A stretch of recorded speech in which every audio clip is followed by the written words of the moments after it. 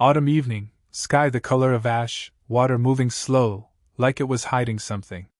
I was leaning on the bridge railing, killing time, when I saw her, my sister-in-law Claire. Claire wasn't the type to linger by rivers. She was the type to linger in mirrors. Expensive coat, heels sinking into the mud near the shore, and a black case clutched in both hands. She glanced over her shoulder twice before hurling it into the water. Then she just walked away. I didn't call out. Didn't even move. Just watched the splash, watched the circles spread like secrets. Later, at home, my wife, her sister, was pacing the kitchen, wine glass in hand. "You've heard from Claire today?" I asked. She frowned. "Not since Sunday." "Why?" "Just curious," I said, but the image of that case sinking below the surface wouldn't leave. She tilted her head. "What's that look?" "Nothing," I lied. "Just tired." But I wasn't. Not even close. See, I'd spent half my life as a diver, Coast Guard search and rescue before retirement. When something goes into a river, I can almost feel where it lands. And that night, as the rain started, I felt it again, a tug in my gut, like the current whispering, "Go look." Next morning, I was there with my old gear and a thermos of black coffee. River fog thick as smoke. I told myself it was probably nothing. Maybe papers. Maybe a dead laptop. But when I slipped beneath the surface, the cold punched straight through my bones. Visibility was low. Silt. Branches. Then the shape. Metallic latches. About the size of a violin case. I hooked my finger under the handle and dragged it up. By the time I reached the shore, my hands were shaking, from the cold, I told myself. I cracked it open. Inside was a bundle wrapped in plastic and duct tape. Not money. Not jewelry. Documents. Dozens of them. Property deeds. Bank statements. My father-in-law's name all over. And one folder labeled, "Medical Records Thomas Blake." My name. I sat there in the mud, rain running down my face, staring at the folder with my own name on it. I hadn't been to a doctor in years. Whatever this was, it wasn't a mistake. That's when I realized Claire hadn't been disposing of trash. She'd been burying evidence. And somehow, it was about me. I zipped the case shut and stared out at the river again, the city lights trembling in the current. Something in me shifted, quiet, deep, irreversible. Whatever this was, I'd find out.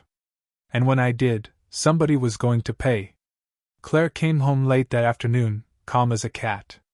Same perfume, same half-smile, like she hadn't tossed the case into a river 12 hours ago. "You look like hell," she said, dropping her keys on the counter. "You been to the river?" I asked. Her eyes flicked up, amused. "Fishing for secrets?" "I saw you," I said. "You threw something." Claire lit a cigarette. "Rivers are good at keeping things quiet." Anna came in from the garden, dirt on her hands. "Claire! I didn't know you'd stop by." They hugged, like sisters do when they don't know something's about to break between them. When Anna went upstairs, Claire leaned on the counter. "You found it, didn't you?" she said softly. I said nothing. She smiled, thin as wire. "You really should have left it alone." "What was in it?" I asked. "Things better forgotten." "Then why did it have my name on it?" That killed her smirk. "You looked?" There were deeds. Medical records. My name. My father-in-law's. I stepped closer. "You dumped them." She crossed her arms. "You think I did that for fun?" "He, your father-in-law, left a mess. Money where it shouldn't be. I was cleaning up." "Cleaning up or covering up?" "Both," she said, calm as marble. "Some things needed to disappear. And you were the one to decide that?" "Someone had to." "You married into a powerful family, Thomas." "That comes with responsibilities." "Responsibilities," I repeated. "Or blackmail?" Her voice dropped. "You're not listening. If those papers see daylight, Anna loses everything. The house, the accounts, her name. You think I'd risk that? I stared at her. You already did. She exhaled smoke like punctuation. You're too noble for this world. Let it go. I didn't answer. The garage light buzzed between us like a bad conscience. That night I told Anna. Claire threw a case into the river. I found it. It had your father's documents, and my name. She went pale. My name? Yours too. She shook her head. No. Dad wouldn't. Wouldn't what? Make secret deals? Use our names? Claire says it was to protect you. Anna backed away, voice trembling. You're scaring me. I'm scared too, I said. We didn't speak for the rest of the night. The call came at midnight. A man's voice, calm and cold. Mr. Blake. You're looking in the wrong places. Who is this? You married into stability. Keep it that way. Click.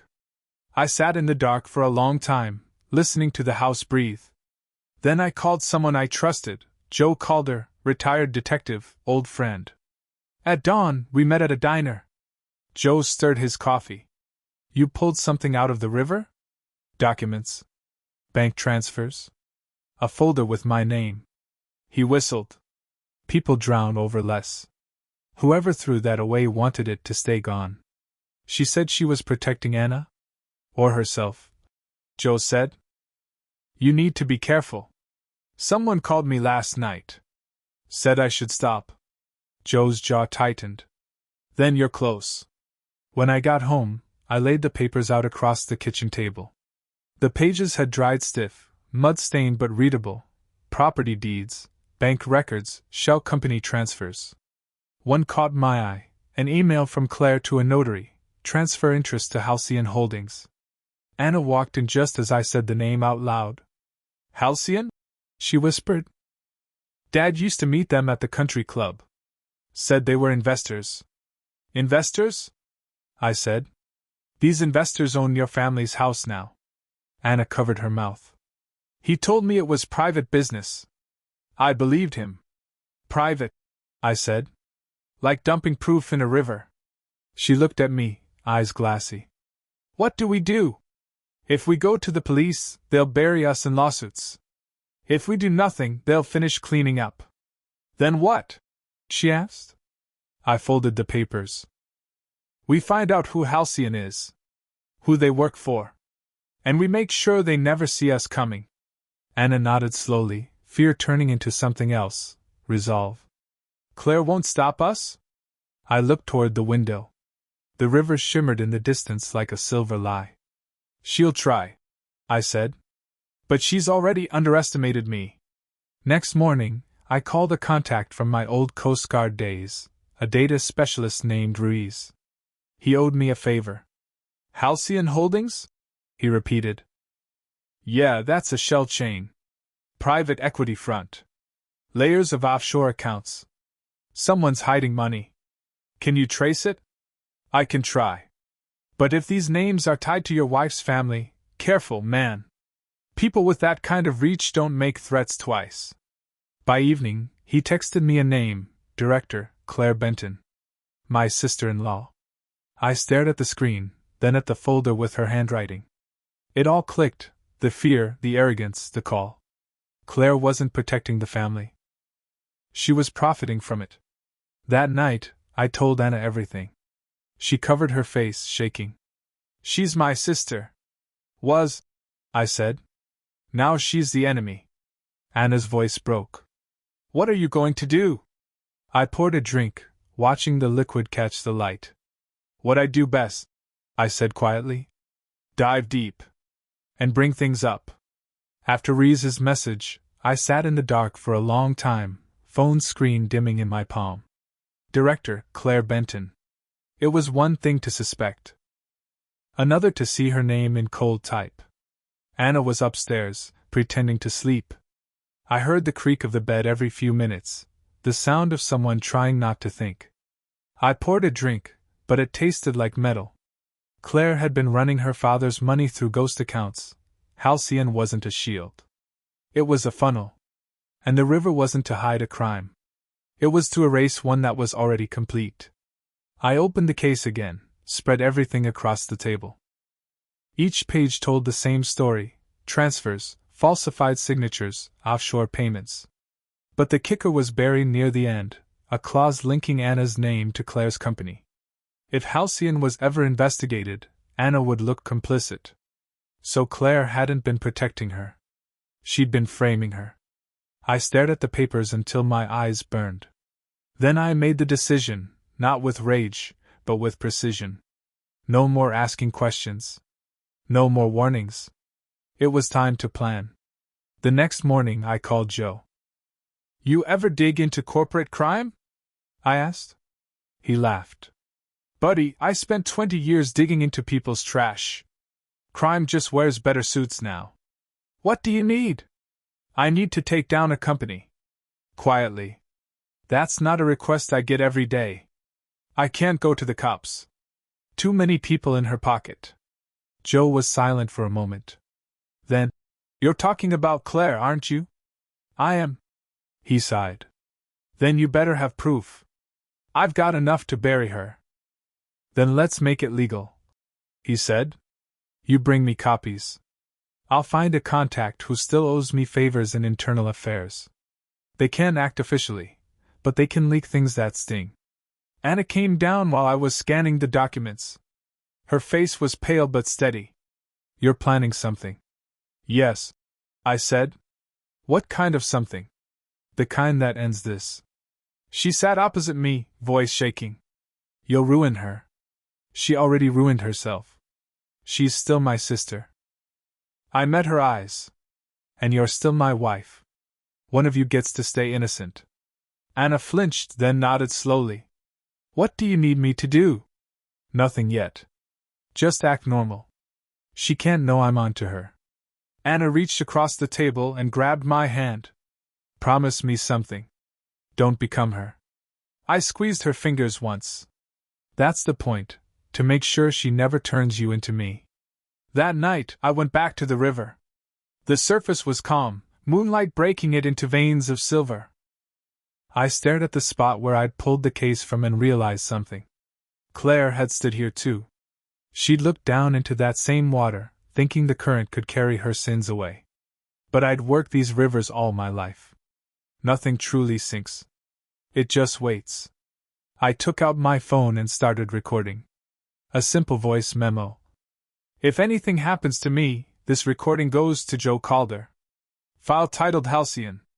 Everything started with Claire Benton, director. I saved it under insurance. 2 days later, Claire called. "We need to talk," she said. Her tone was silk, the kind that hides knives. "About what?" "About your little hobby. You've been asking questions. That's not good for you." "Or for you?" "Thomas." She sighed, soft, careful. "You've always been decent. Stay that way. I can make this disappear. We can pretend you never saw anything." "You mean you'll make me disappear?" A pause. Then laughter, low, tired. "You really think I'd do that?" "I think you already did it to your conscience." She went quiet. Then, "Be careful, Thomas. I can still help you." "I don't need help," I said. "I need justice." And I hung up. That same evening, Joe texted. "Got something. Halcyon's tied to 2 dummy companies in Nevada. Both show your father-in-law's signature. Fake but clever. She used his old notarized forms to forge transfers posthumously." I stared at the message. Posthumously.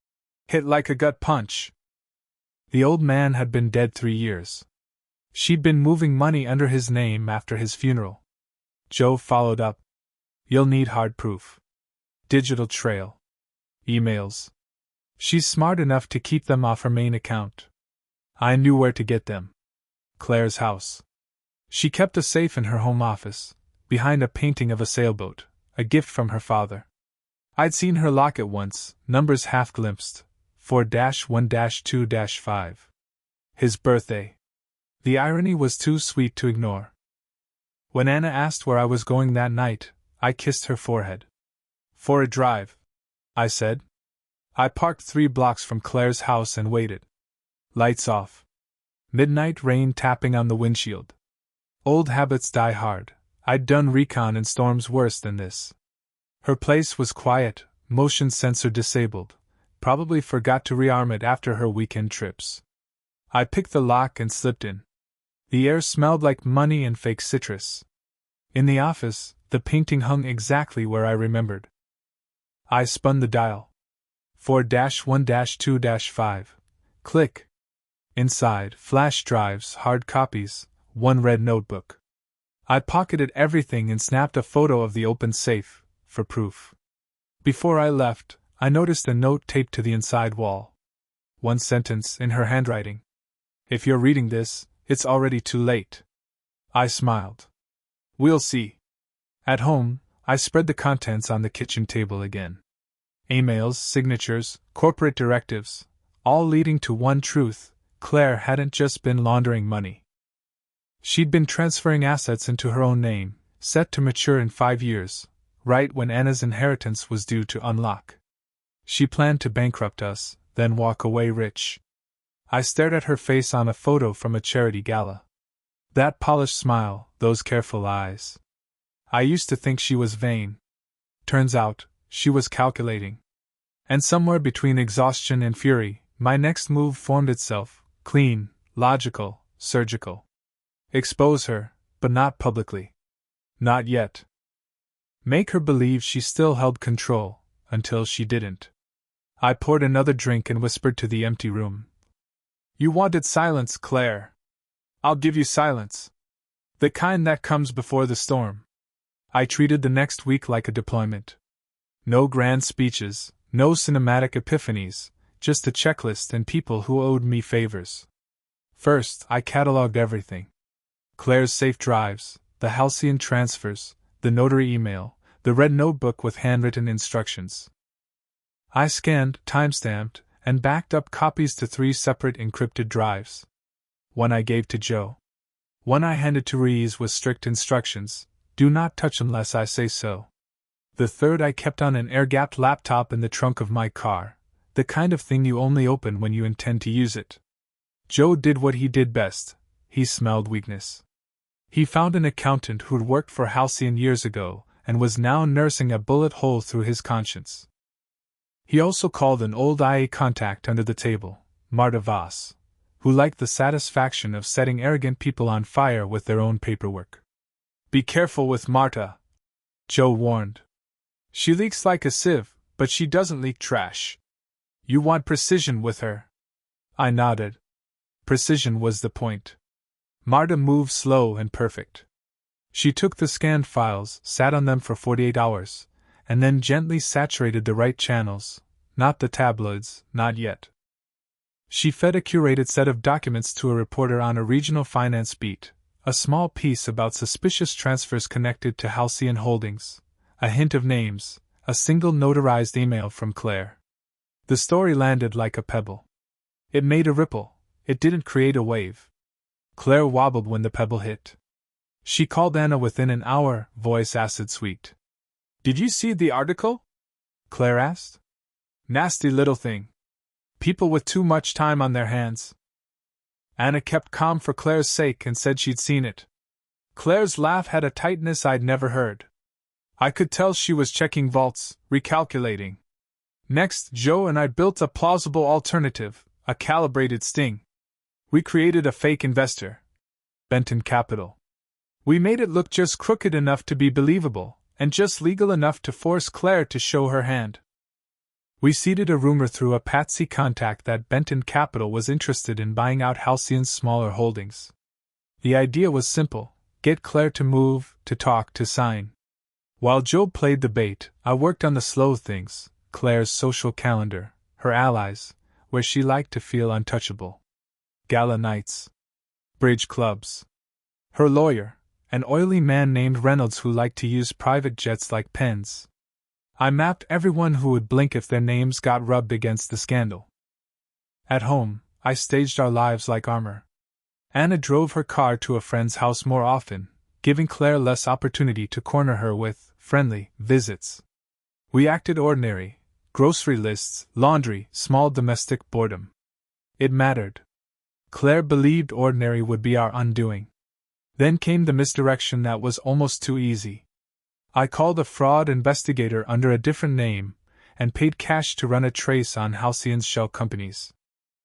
The investigator, a woman named Lorna, called back with a rumor, a pending transfer, an unsigned document that would give Claire direct access to several accounts if processed.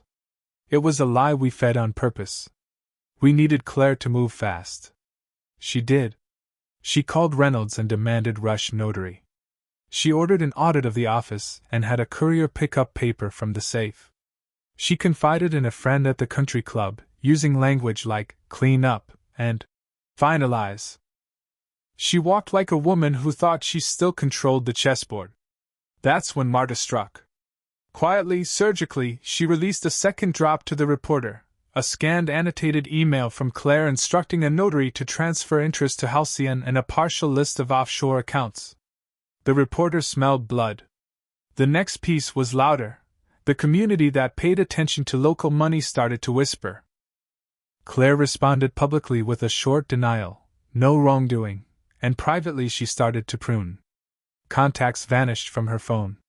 She stopped attending events that made her name visible. It felt like watching an illusionist panic when a trick begins to fail. We kept pressure by making noise in the right places. Joe leaked a rumor to somebody in tax enforcement. Some accounts were registered through a Nevada shell with ties to a small Cayman trust.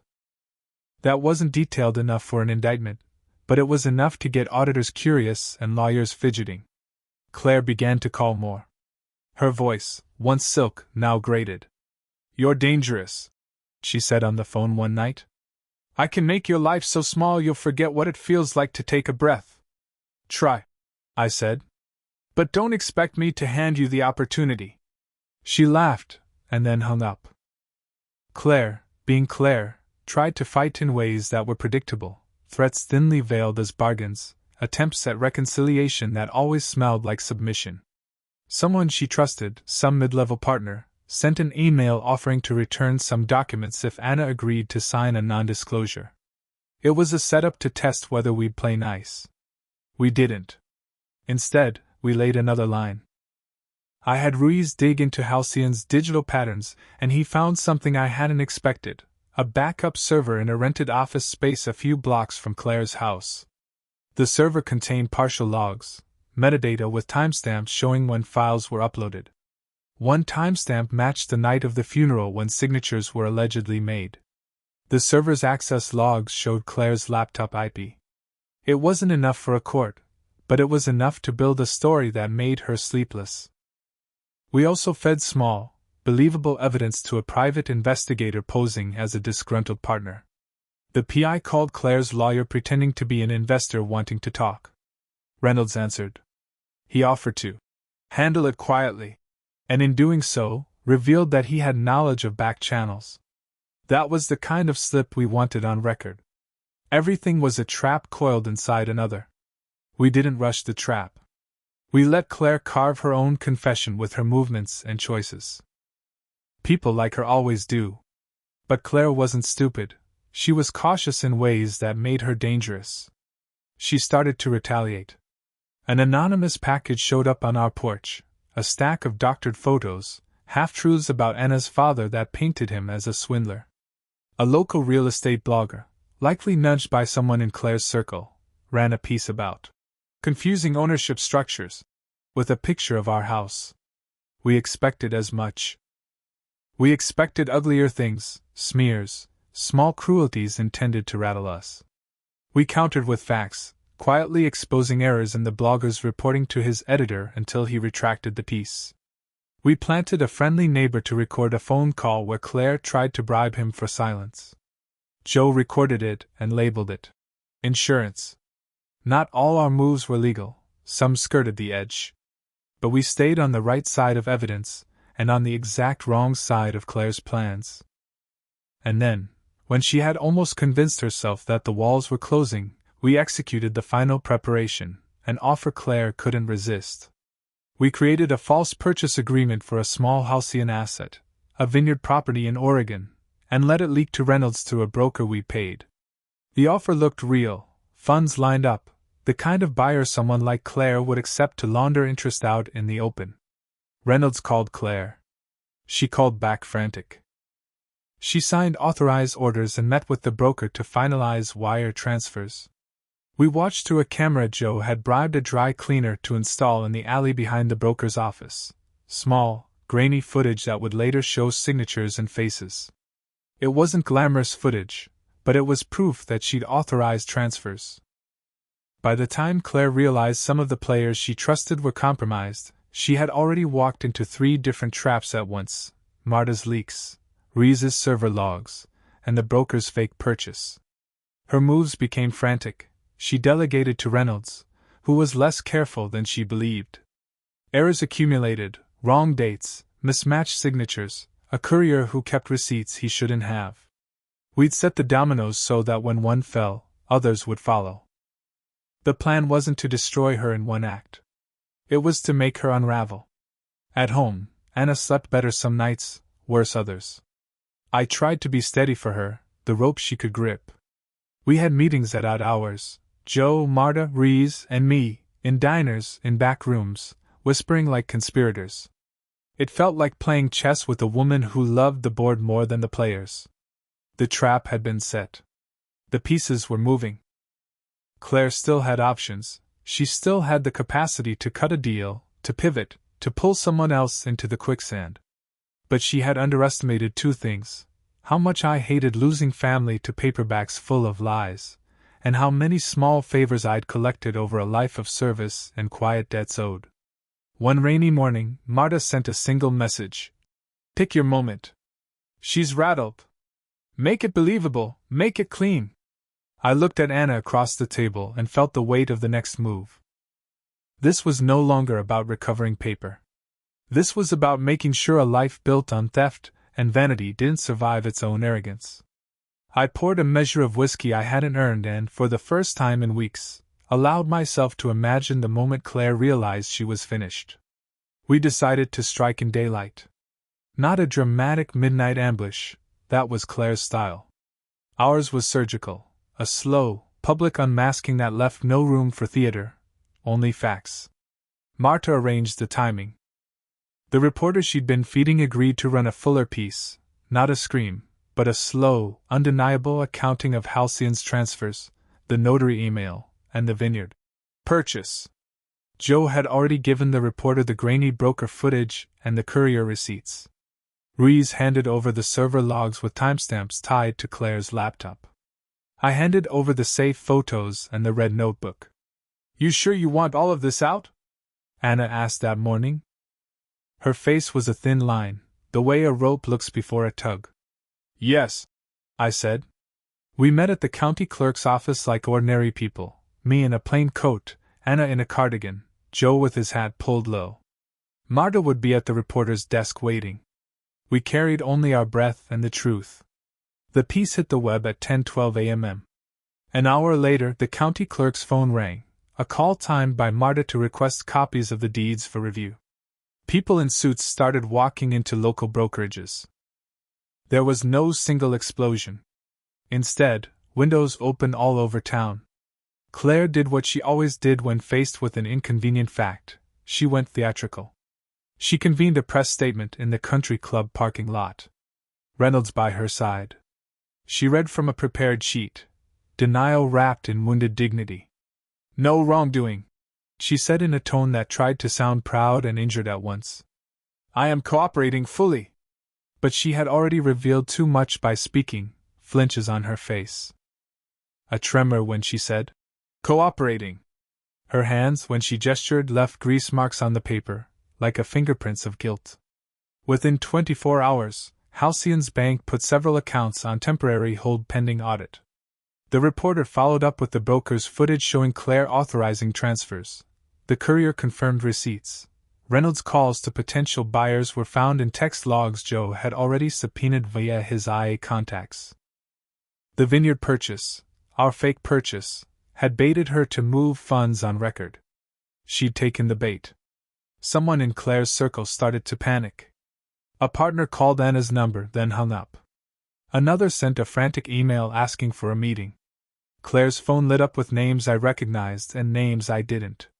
She began delegating. Delegation is an admission of trouble. Then the phone call I'd expected came, not to me, to Joe. A man with a low voice asked if they could meet privately. Joe told him to call when he decided to tell the truth. The man didn't call back. I watched the slow collapse like I'd watched ships in storms, not with joy, but with an engineer's satisfaction when calculations proved correct. Things snapped in quiet, lawful ways. Auditors requested documents. Lawyers asked for meetings. One small investor publicly withdrew a line of credit citing irregularities. Claire's response oscillated. She tried to retreat into the well-heeled defenses, retaining a big city lawyer, threatening suits, denying everything. Then she tried weapons she'd used before: charm, bribery, the old offers of non-disclosure, and family protection. Reynolds made calls to a judge's clerk. Someone tried to get the county to delay records release. We saw it all, and we documented it. The best moment came in a meeting room at Reynolds' office. He had called Anna, ostensibly to negotiate. I sat outside in the lobby, where a cleaner dusted the magazine rack and the air smelled of lemon oil. Through the frosted glass I watched. Reynolds tried to be smooth. "Look, Anna," he said on the record in his office. "There's a way to settle this quietly.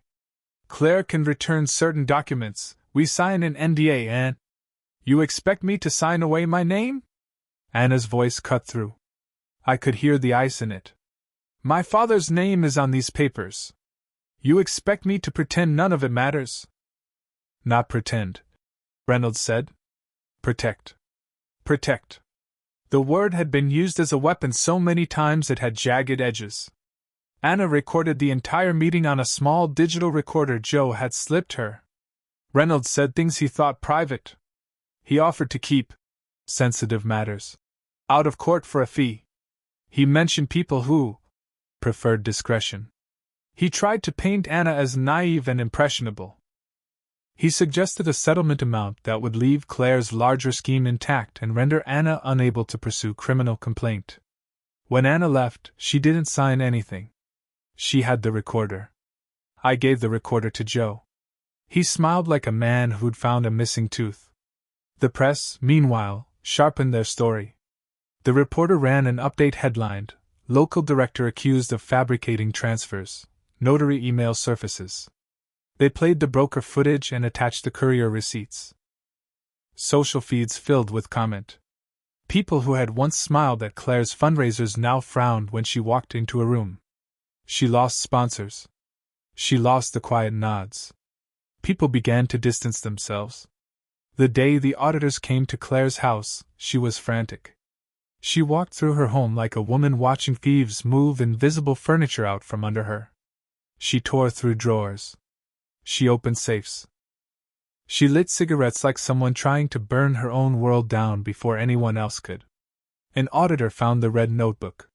They asked questions. She stumbled. I watched her sit across from the auditor, poised, professional, and heard the small, human noises of someone trying to hold a facade that is no longer paper-thin but threadbare. Then came the legal maneuver I'd saved for the last, the recorded conversations. Joe arranged for a friendly state attorney to listen to the Reynolds tapes. The attorney's face hardened. He asked for copies. He told us there was probable cause to open an inquiry into fraudulent transfers and potential forgery. He didn't promise indictments. He promised a path. That night, Claire sat in her kitchen with eyes hollowed out by a new kind of fear. She called Anna. "Please," she said. "Let me explain. I did what I had to." Anna's answer was a single sentence. "You made us collateral for your ambition." There it was, the pivot point. Claire had thought she could save herself by sacrificing others. Instead, she'd sacrificed the one person who might have believed her. The final collapse was not a cinematic takedown. It was bureaucratic and steady. Halcyon's banks froze accounts. A notary testified that signatures had been forged on certain transfers. The reporter ran the Reynolds meeting tape where he'd offered hush money suggestions. A small investor withdrew funds publicly. The vineyard deal collapsed when the so-called buyer backed out after learning the accounts were under review, the same buyer we'd invented. People began to talk about civil suits. People began to look at the house differently. Claire's friends called less. Claire's mother, a woman who had once favored my wife at family dinners, stopped answering our calls. I didn't gloat. I didn't dance. I sat with Anna in our kitchen and we watched it happen like two people reading a weather map.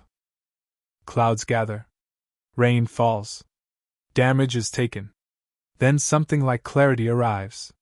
The climax, the moment that made everything real, came in a courthouse corridor. Claire was escorted out by her lawyer, face pressed tight, hair carefully done, but the architecture of her life was different now. She passed near us, and our eyes met. For a second we were ordinary strangers again. Then she looked away. A court clerk looked up from a desk and, as if reading from a script, announced, "We've received notice of a preliminary inquiry in the Halcyon Holdings transfers." The words landed like a verdict even though nothing had been decided. People leaned in. Cameras flashed. The gravity of what we'd done, the slow, lawful undoing of a woman who thought she could hide her tracks in rivers and safe rooms, settled. I thought of the river, of the case that had sunk like an anchor to start this. I thought of how Claire had underestimated the stubbornness of someone who'd spent his life retrieving things from depths. I thought, too, of Anna, how she'd watched, how she'd kept her inner life intact while the world tried to remake her. We had exposed Claire. We had not destroyed her entirely. The law would take its course. The town would whisper and remember. Justice, if it came, would be measured in documents and depositions, not in spectacle. That was the point, a quiet undoing that left her with facts she could not argue away. That night, we sat on the porch and listened to rain. The world felt slightly altered, like a house after one wall has been removed. You can see the outside from the inside and everything looks different. "You did it," Anna said softly. "We did it," I corrected. She leaned her head on my shoulder. "Was it worth it?" she whispered. I thought of the ledger, the forged signatures, the river. I thought of the way her father used to whistle and how naive that whistling had been. "I don't know," I said honestly. "But I know we didn't let her ruin you." She sighed. "That's something." Outside, somewhere downstream, the river kept moving. Papers blow apart, truths settle, people get wet. We'd taken one small turn of the wheel and, for now, the current favored us. The execution was over. The consequences were just beginning. The weeks after the inquiry felt like walking a shoreline after a storm, debris everywhere, but the tide had shifted and the worst of it lay exposed. Legal notices arrived in the mail like small, polite landmines. Claire's name was on papers, an auditor had signed statements, the notary had testified that some signatures were forged. The town whispered. People who'd once smiled at her fundraisers now avoided eye contact in grocery store aisles. Anna and I kept our heads down and our records close. We met with a quiet attorney midweek, someone who believed in careful work rather than headlines. He smiled the way people do when they smell trouble and know how to clean it. "We have a strong case for civil action," he said. "Criminal inquiries are new and messy, but we'll cooperate." He didn't promise vengeance. He promised process. For now, that had to be enough. Claire's life unraveled in small, precise ways. Sponsors pulled out. Board seats were vacated. Reynolds got quieter, then distant. She spent afternoons in meetings that had the air of people negotiating exits. Once, a neighbor told me Claire had wept in the kitchen over a vase she'd never broken before. Other times she walked past our house as if trying not to meet the windows that might show her face to those she'd wronged. The most complicated thing was how Anna handled it. Some mornings she woke furious, the way a storm wakes. Other times she was weary, like a woman who'd been carrying wet laundry for years and finally set it down. She stopped going to the country club. She stopped answering Claire's messages. When Claire called and begged for a meeting, Anna said nothing at first and then, slowly, wrote, "We are not enemies, But you made us collateral. Do not contact me again. When the first court date arrived, Claire was there in a sober dress, hair set, eyes red. I walked the hallways like a man returning to a carrier he'd once known. The building smelled of lemon oil and paper. We sat in the gallery behind Anna's attorney. The prosecutor asked a few pointed questions. Claire's lawyer tried to spin rectangles of plausible deniability. The judge listened. Nothing dramatic, just the nation's slow machinery doing what it does, sifting, weighing, ignoring the performative gestures and focusing on ink and testimony. After the hearing, a reporter approached Anna. "Are you relieved?" she asked, camera light painting her face. Anna folded her hands as if holding something fragile. "Relieved is a strange word," she said. "But I feel lighter. It's not that everything is fixed. It's that it's finally being faced."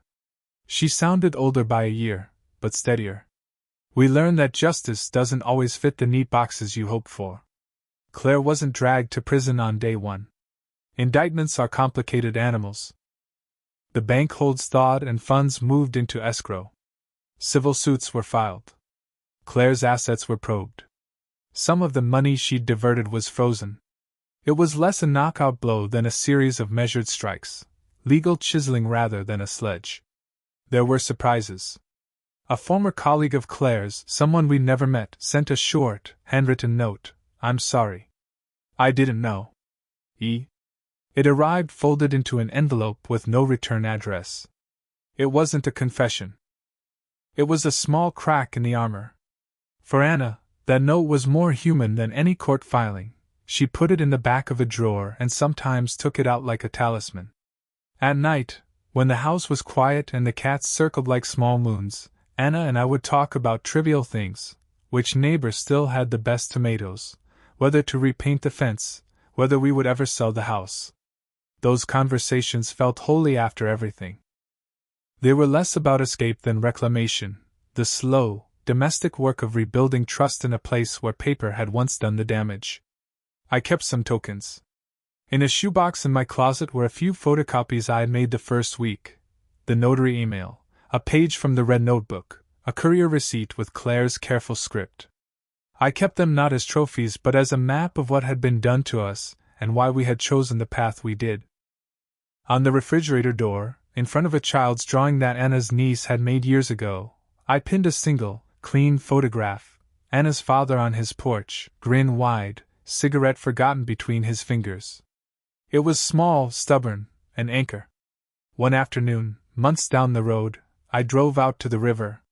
The same bend where I'd pulled the case up from the silt looked calmer now, the water rubbing the bank like someone running a hand along the spine. I sat on the railing and unwrapped the memory of that night, the cold, the weight of the case, Claire's walk into the dark. The river had been where secrets went to sleep. It had been my starting point. A young couple walked past, hands linked, laughing about something trivial. A dog pulled on its leash. The city hummed. The world carried on. I felt a small kind of gratitude, for the long arc of tides that returns and takes and returns again, for a profession that taught me patience and how to read currents. Anna came and sat beside me without taking off her coat. We watched the water together, not speaking, because sometimes words felt too sharp. Finally she said quietly, "Do you ever wish you'd never gone after it? That you would have left the river alone?" I thought of the folders, of signatures, of the way Claire had tried to make a life out of other people's trust. Sometimes, I admitted. But then I think of the way the house would have been hollow. People would have come and gone and nothing would have been true. She leaned her head on my shoulder. "We lost a sister," she said. "But I think we kept something else. Ourselves." We sat a while longer. The sun lowered, painting the water in a band of gold. A wind came up and with it a line of leaves skittered down the surface. For a moment they looked like small boats, each carrying a scrap of paper. Months later, Claire pleaded to settle civil claims. She lost board positions and a chunk of her assets was turned over to a receivership. Her reputation, the currency she had spent like perfume, evaporated. Some things money couldn't fix. She moved from the town not with fanfare but with a stack of boxes and a look like a woman in a passing scene of a movie you'd seen once before. I didn't feel triumph exactly. There was relief, yes. Closure sometimes. But also a residue. The knowledge that people can be both family and adversary, that love and betrayal sometimes share the same street address, and that justice is a slow, patient thing that favors those who keep records and hold ropes. On a quiet Sunday, Anna found an old letter from her father tucked behind a book on the shelf. He'd written about small joys, fishing with a cheap rod, a laugh he couldn't explain, and signed it with a flourish. We read it together and laughed, and then sat in silence. I thought of the river again, of the case, of the currents, of a black thing pulled up from the bottom and opened on a kitchen table. I picked up the child's drawing from the fridge and smoothed it with my palm. "We keep these," I said. "They're worth more than ledgers." Anna smiled. "They're worth everything. We had won some measure of justice. We had paid for it with sleepless nights and a kind of quiet rage that leaves a thin scar across the chest. The town would remember. Claire would rebuild somewhere else or not rebuild at all. The law would hum along its slow gears. As for me, I kept diving in my head. Old instincts don't switch off. Sometimes I dreamed of currents and cases and cold water. But the dreams changed. They became less about retrieval and more about what to do with what you find. On the porch that fall, with the cats curled at our feet, I watched a paper boat, a child's folded thing, probably from someone down the block, drift under the shrub and then catch in the reeds. I stood and went to it, uncrumpled it, and set it back on the water the other way. It sailed off, clumsy and stubborn. "Some things," I told Anna, "you return upstream. Others you let go." She took my hand. "We'll keep the ones we need." The river moved on. So did we.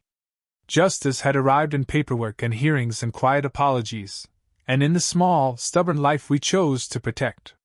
The silence afterward was not emptiness. It was a place to breathe. If this story spoke to you, please like, subscribe, and leave a comment. I'd love to hear your thoughts. You can continue the journey by clicking the box on the left. Thank you for being here.